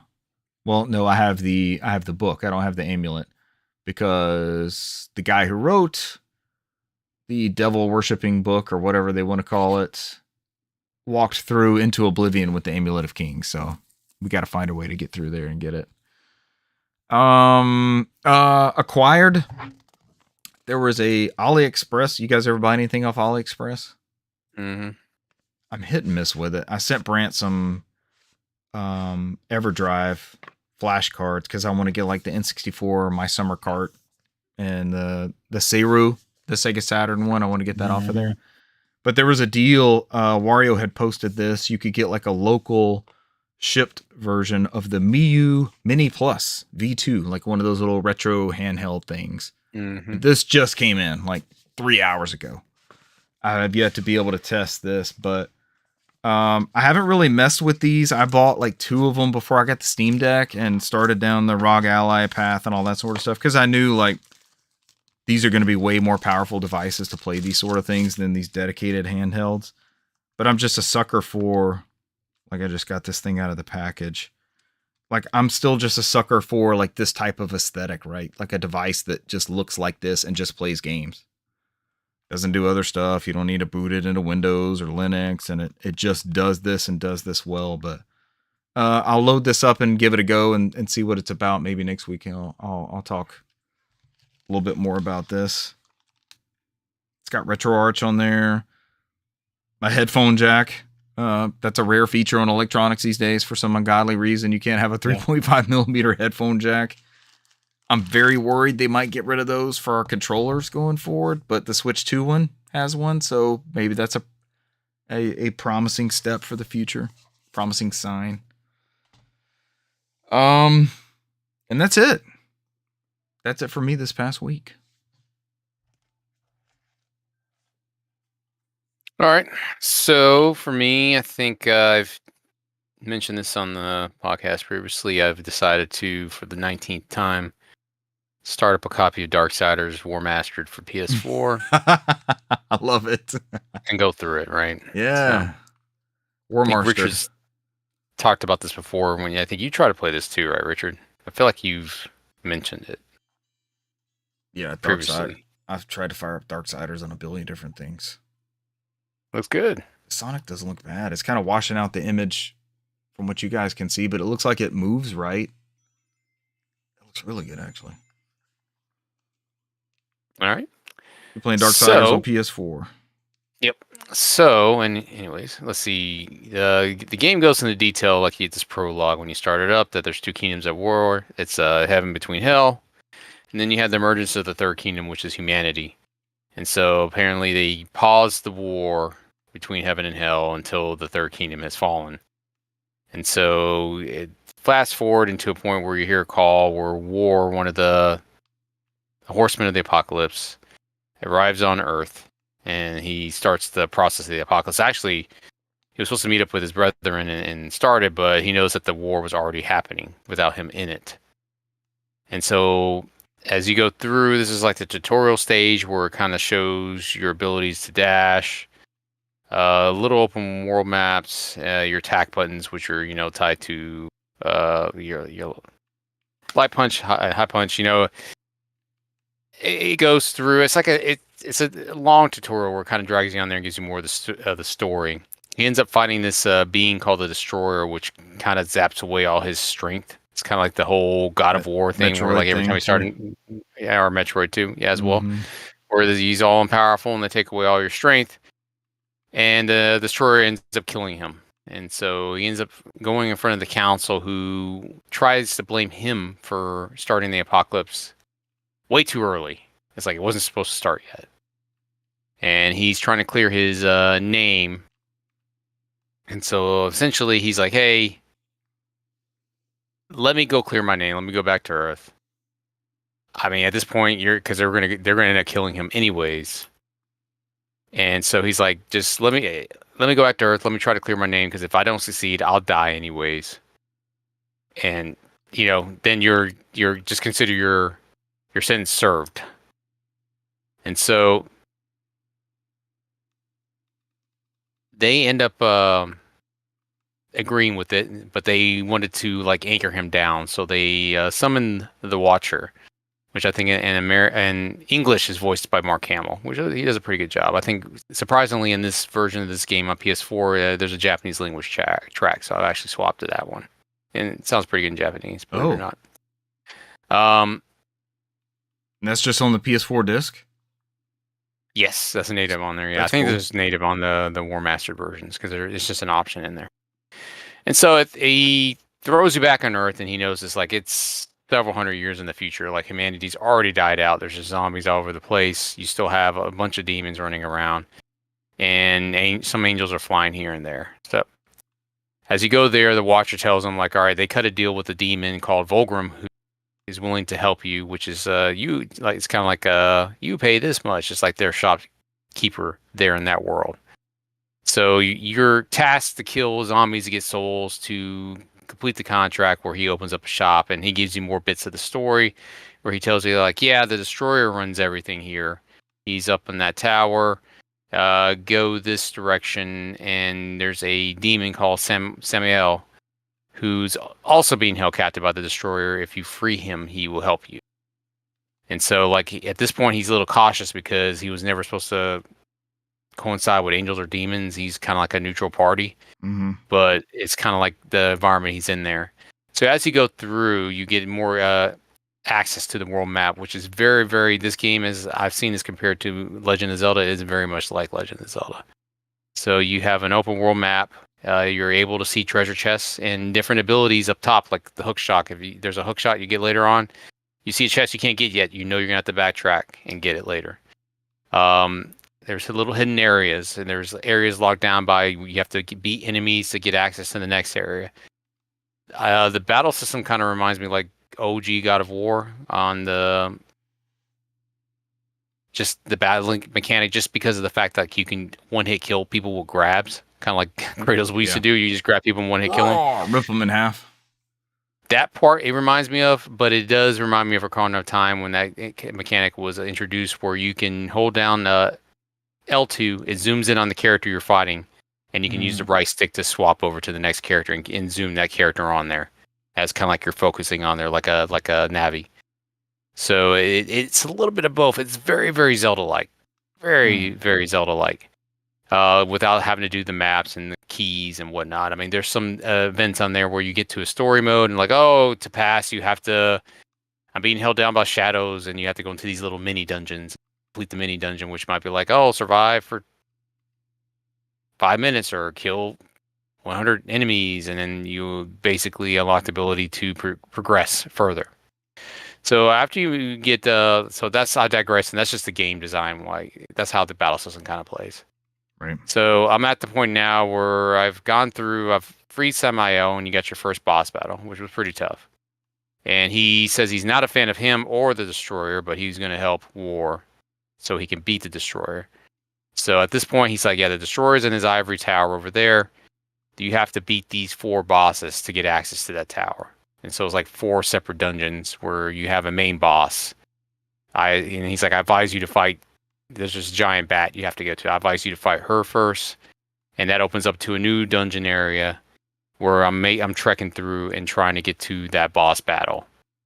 I've just gotten to the part where what I just stopped was I got the first interaction with angels, and War was trying to escape because he's lost all his power. He can't take him out. The angels are looking for him because they kind of blame him for the whole ordeal. So this is where I'm at now in the game. It's probably about 3 hours in. You steal a griffin from one of the angels, and it goes straight Panzer Dragoon, where you have R2 to shoot, and then you have triangle to power up, and you're doing on rails on a griffin, Panzer Dragoon style, attacking through that level. There's a lot of variety in this game. This game is very, very well done. It keeps pulling me in on the game design. It's like, I know a lot of people have talked about how this is a gym, and I can see why. And I can see why people were disappointed in the second and third ones, which I haven't played much of. I've maybe played a little bit of the second and third one, but they don't play like this. So I can see why, a lot of people have always lovingly talked about that first game. But that's where I'm at. I'm pretty sure I'm gonna keep going with it because, like I said, the story it's building up to something, but the gameplay is what's pulling me in because I see some, I see a lot of Zelda in there. I see some God of War in there. I see Panzer Dragoon in there. It's very variety. It's very neat. It's interesting how I've read about it, but it's kind of passed me by in recent years. I've tried to play this one so many times, and I don't think I've even gotten that far into it. I know I never got the Panzer Dragoon section. Mm-hmm. I thought it was awesome, man. I was like, oh my god, I wasn't even prepared for that. I just thought I was going to be on a griffin and do something like stupid and fly around and dodge attacks, like a Dark Void style. Which Dark Void is such. I hate that game because it's like up is down, down is up, and it's like it's hard to control to shoot. And I'm like, I can't stand Dark Void. With the Rocketeer game, even though, yeah, I want to play it so bad because I'm interested in the Rocketeer based stuff and alternate history, but it's like it just controls so bad. But outside of that, I did dabble a little bit in Hellblade Sutsuna. There was a free PS5 upgrade, so I did download that.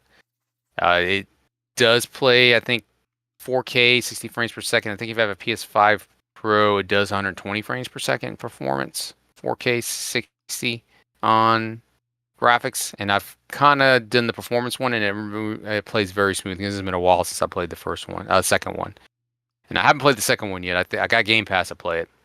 But I thought about let me go through the first one again since this was a free upgrade. So it's that whole ability, and we've talked about this a million times on this podcast. I think almost all of us have played this game. I've beaten it on PS4. But it's Setsuna's tale of trying to recoup her loved one Dylan and going through Helheim. That's the whole story. So it's like a cinematic thing, and this deals with a lot with mental illness, schizophrenia, visions and stuff like that. You don't know as you go through deeper in that game. You don't know what's real and what's not, and how how she comes to terms with those. But outside of that, games like this that is built cinematically, I'm not a big proponent of graphics, but I think games that tell a story cinematically, single player based ones, it does help, especially when done right, and it doesn't sacrifice on the story. That's just my opinion. So I've done like an hour of it. It plays pretty well. It had good audio design too, right? Like they recommend you play with headphones. It does the 3D audio on the PS5 as well. So if you have that set up on there, it does a pretty good job where it bounces the voices all over their headset, which is interesting setup on there. It's very much, this game was not a cheap port. They designed this for the PS5. So I'm interested in playing the second game when it drops in price on PS5 at some point. Last week I introduced my Axley was my bullshit old G game that I'm trying to go through my collection. That's right. I have not jumped back on Axelay, but my bullshit one for this week that I've decided to fire up for the last couple of years that I've had, and I'm getting a little bit better in my Japanese, is a game called RMJ: The Mystery Hospital, and it's a horror FMV from Bandai that came out on the PS1. It's a 2-disc game. It also came on the Sega Saturn, but I'm playing the PS1 version. And so this predates, I think, Resident Evil. This is when they were doing like more of it is very much like a full motion video, full 3D, pre-rendered backgrounds, like the whole 9 yards. Before you had like with the weird tank controls in there. Before it has the whole action component that's brought up in there. So essentially, the story is not like super deep.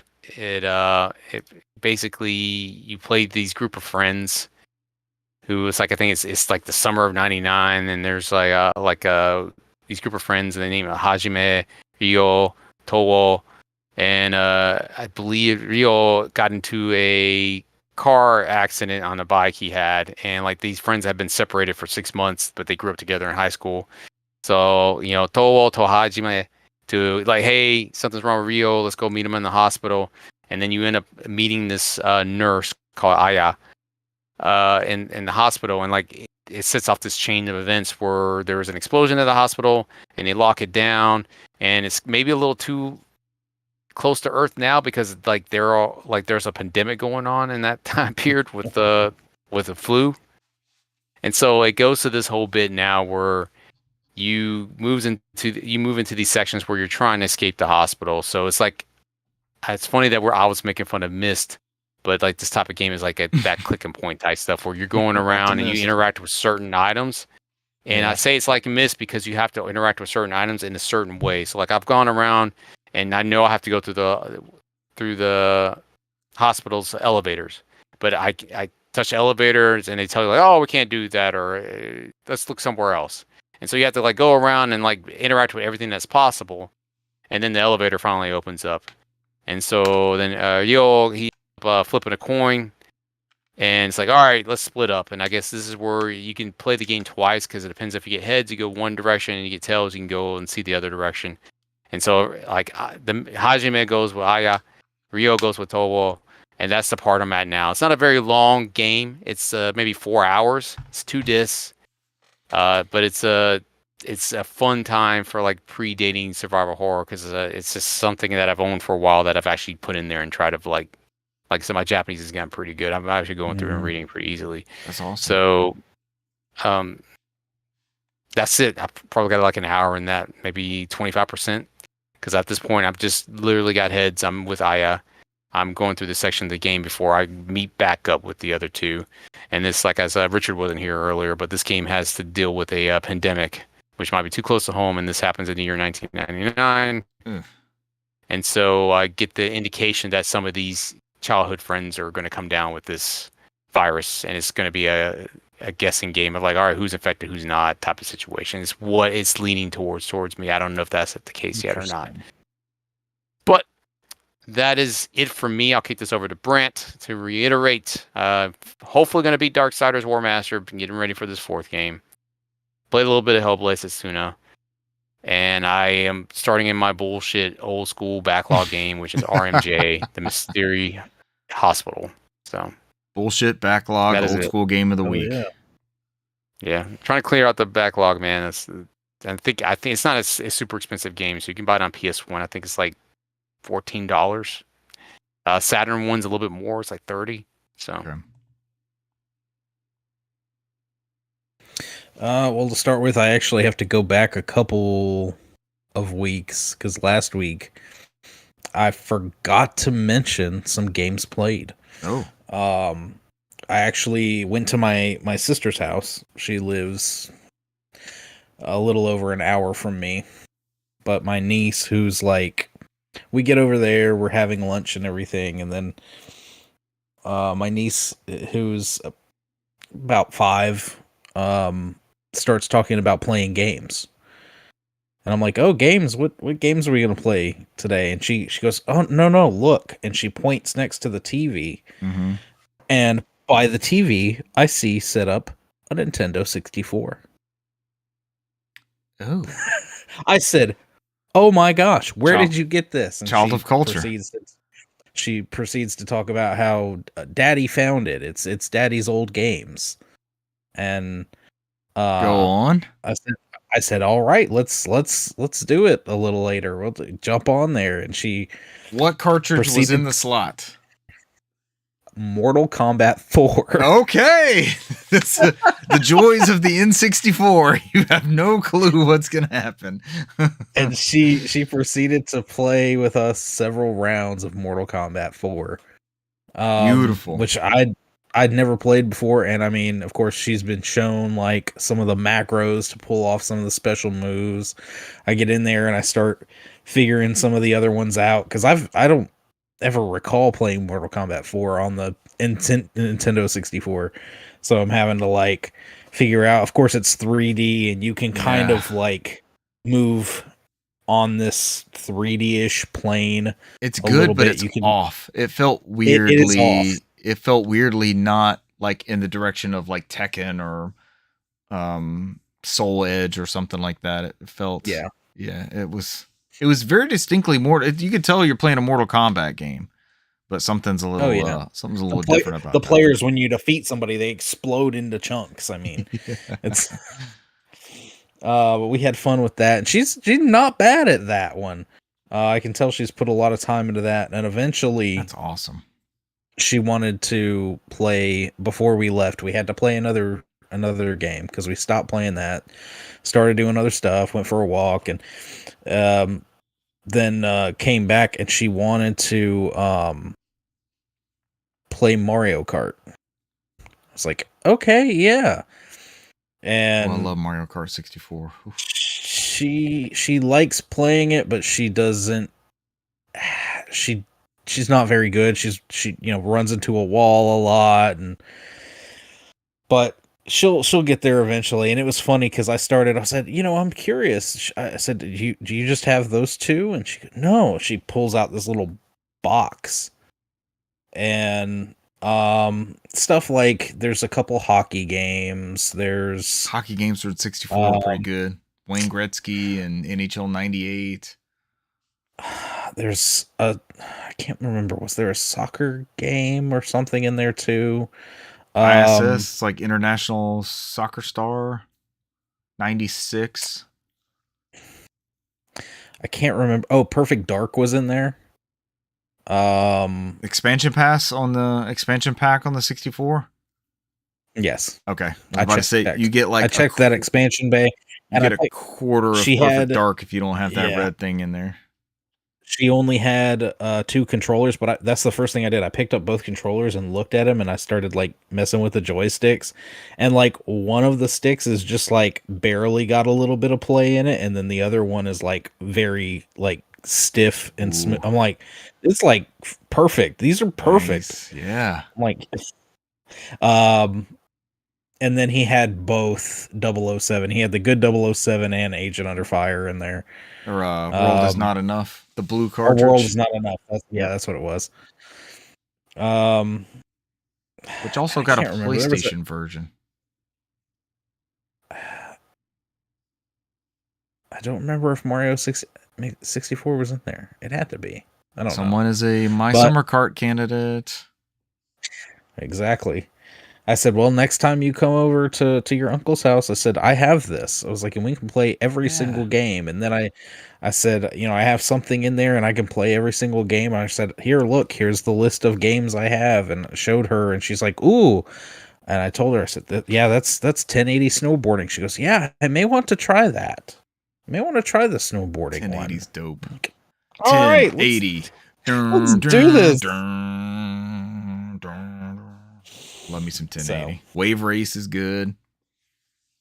Oh yeah, Wave. I was telling her about Wave Race too. I said it's like the Mario Kart, but they live out there near a lake. Okay. And I said you like all those people out there riding these little jet skis and stuff. I was like, that's what you do. You ride those. And she's okay. That would be awesome. So. What a cool moment! Discover this kid has access to. Yeah, that's 64. not what I expected. Yeah, not what I expected. That is awesome. Good for sharing all that stuff too. And then other than that, I still trucking along in Assassin's Creed 4. every time I dive off of something, I think, my God, this game is amazing. When you dive into that crystal clear blue water, or in the Caribbean. just exploring the ocean. So last time I was talking about it, like Edward took a ship, built, got up a crew.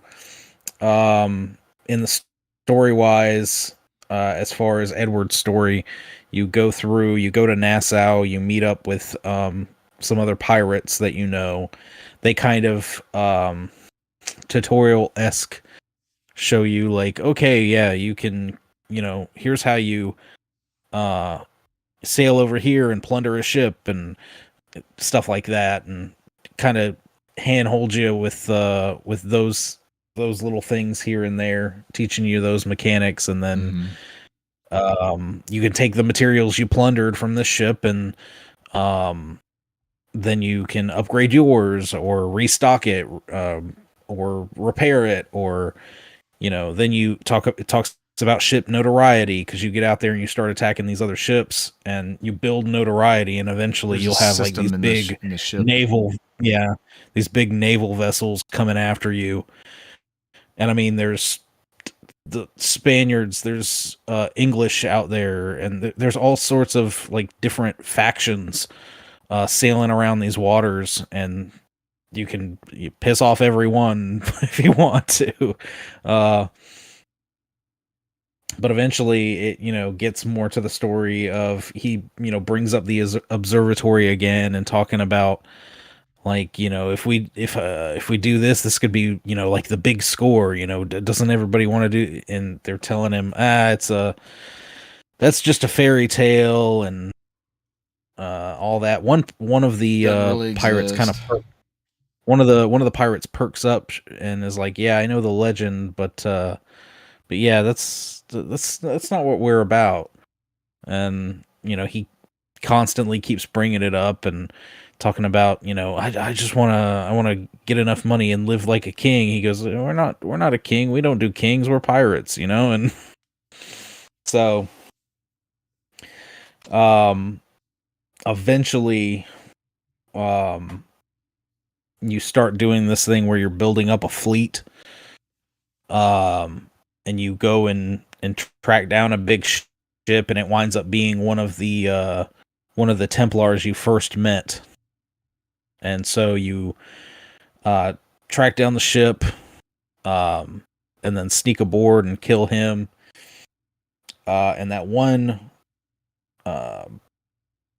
pirate cohort is telling you about,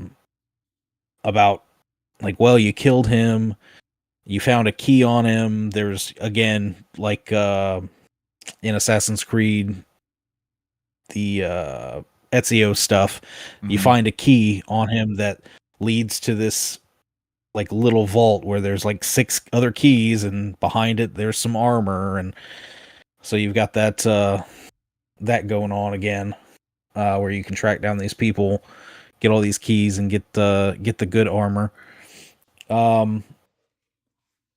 But the person also tells you, like, you impersonated this assassin person. He, the guy you just killed, has a bunch of their information, where they're kind of located. Don't you think you owe them a little something? If you have a conscience, you might want to go and warn them. And also, if you're up for it, you really need to meet me over here, and gives you a destination. Oh, it's like, I've got something to share with you. Got an additional mission. So it opens up a little bit more, and it, you take your time, and God, I just love exploring the ocean, going out. There's like these big old fortresses that you can go that are outfitted with these cannons, and you circle them, destroy, watch these pieces of fortress crumble into the ocean, and eventually you have to run on the land and siege the walls, and go and fight and kill the captains and stuff, and take the fortress for yourself. And there's again, there's like hunting where you can hunt. There's like ocelots and wild boar and crocodiles, sharks and stuff too, right? There's stuff in the and water. I was about to say, and then there's stuff in the water. Eventually, you get to the point where you can sail to specific locations, and then you go out on a harpoon boat, and you've got to like harpoon these things with a rope, and then they like dragging your boat around, and you've got to try and harpoon them while they're dragging the boat around. Yeah. I remember that being a fun mini game thing. So good. And eventually, you know, you continue on with the story. You get to the first area, and it's covered in assassins. So you sneak around. You eventually find your friend, and you're like, "What the hell? Did you send me here to try and kill me?" And they're like, "No, just you're all right. You made it up here." And you passed the first test. Yeah, they lead you in, and then all of a sudden you've got I guess the head. I can't remember his name. It starts with a T. But he, you know, comes up behind you and grabs you, and they're like, "So, you know, we have you to thank for all this trouble," and that, you know, they start telling you about everything, and you find, obviously, your pirate cohort is part of the Assassin's Brotherhood, and they're trying to figure out what did you do with the sage, or did you know where he went, or anything like that. And then they ask, okay, well, do you think you'd be able to recognize him if you saw him again? And you say, oh, well, of course. And they say, all right, well, we're going to test you first. And, you know, you go through this whole little cave, do some puzzles, and uncover like this stone statue, and it's the face of the sage. And he's like, how can that be? You know, if this thing was built however long ago, how is this that sage?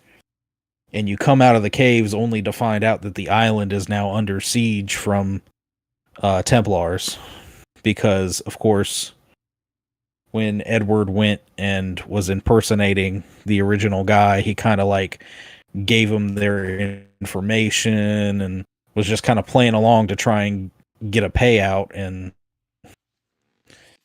so now his friend's like, yeah, you need to make it up.